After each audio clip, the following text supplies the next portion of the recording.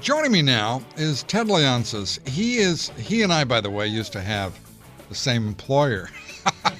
That's about where the similarities end. He's fabulously wealthy, and I'm sort of the brown shoes at the tuxedo, party. But I get along all right. But Ted is a fascinating businessman, and just talking with him here just for a few minutes, we were both reminiscing, in narrowband terms, about what was going on when we were both at AOL Time Warner.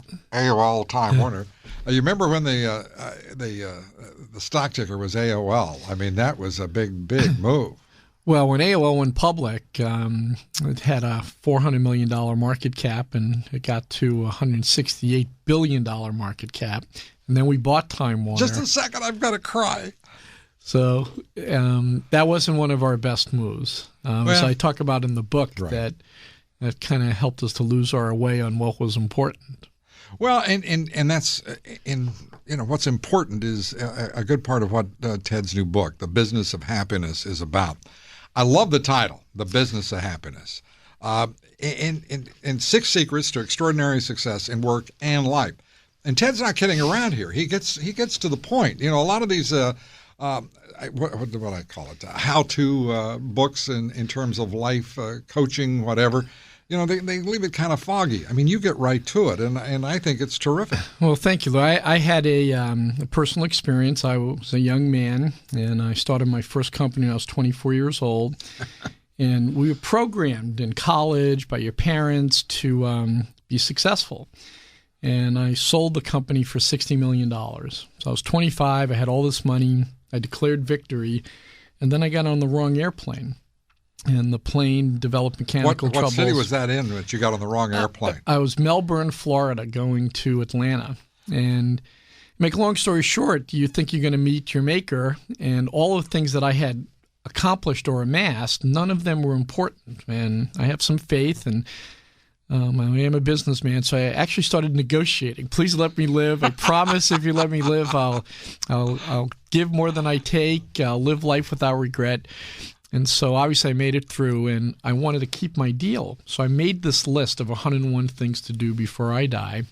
It seemed like this random list, and it's amazing the power of taking a reckoning and then developing it into something positive. In this case was a life list. And on the list was things like win a world championship, own a sports team, win an Emmy Award, give $100 million to charity, change someone's life through charity, and just catch a foul ball, go into outer space. And here it is 25 years later. I've done 80 of the 101 things. I won an Emmy Award for a film I made last year called Nanking. I own the Washington Capitals and the Washington Mystics and almost half of the Washington Wizards. And so you make this list. It's aspirational. But I started to want more, and I said, well, why am I making the list? It's I want to be happy. And so there's a real science around happiness. There's a big body of work, and through AOL, I was able to do a lot of online polling and the like. And there really is some characteristics that happy people share. And so I drilled down to try and get what that formula was and use it in my personal life and my family's personal life. But then I had this aha that it would translate to business. Mm-hmm. And so my last 3 ventures, Revolution Money, which is about 3 years old, we just sold to American Express for over $300 million. Snag Films, which is a business I started, which is one of the fastest growing companies around. And then the Washington Capitals. Now, I'm not familiar with Snag Films. Snag Films came out of my filmmaking. I started to make movies. And I realized that I love the way Ted says this. Like everybody does this. That's great. I wanted to tell a story, and then I realized building double bottom lines is what's most important in any endeavor. So when you make a movie, you want the movie to do well at the box office, get bought by cable, do well at rental. But my movies, I also want them to right a wrong and activate charitable giving and activate volunteerism. So I created this term called philanthropy. And so I found a higher calling, which is one of the secrets of success in making movies.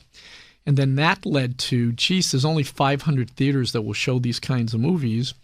I know a lot about the online world. So what if we could get films and put them into a virtual movie theater and let people come watch the movie, and if they like it, they can snag it and then pull the theater and put it onto their website and the like. So now we have 60,000 virtual movie theaters. We have a couple of thousand films, and we're streaming 12, 15 million films per month. And so there was a case, again, where I built a double bottom line business. We put a charity where you can watch the movie, and then if you like the film, the filmmaker and the studio pick the charity that they want to support. And so I've applied this formula of being an active participant in multiple communities of interest, having high levels of self-expression, really tuning up your personal empathy. Empathy is probably the single characteristic that is missing in most leaders and what's most important. And occasionally a broadcaster or two. And so this formula stuck and it works. And so in the back of the book, I also create this happiness index of companies that do great. Google's corporate motto was not to do $20 billion in revenue. It's do no evil. Right. Twitter's a very, very important company right now. Right. And Twitter's all about you and your communities of interest. AOL, when it was rocking, when I was deeply involved with the company. When it was your company. Yeah. And what happened to us, we had this higher calling of using this interactive medium to bring democracy around the world, I remember. to level the playing field. And then we bought Time Warner, and our higher calling became $11 billion of EBITDA. And we went from managing to 200. Why am I laughing? Right, we had 200 million people that we worried about, our customers, and now we were worried about 15 buy-side financial analysts. Yeah. And so one of the things and by the way, that was the conventional thinking then. That was the road to nirvana in the minds of most quote-unquote financial engineers. That's right. And you're Mr. Independent. One of the things my book's trying to do is repudiate a lot of the things they teach you in business school. Jack Welch, straight from the gut. You got to be tough. You got to lay people off. You got to meet the numbers. Well, GE's not doing that well. NBC's not doing that well. And the companies that are doing well are the ones that can activate something in their consumers and their employees where they are on a mission. They're looking at a higher calling. They understand they have to do well with the numbers in the business, but there's something more. There's a bigger reason for them to go to work.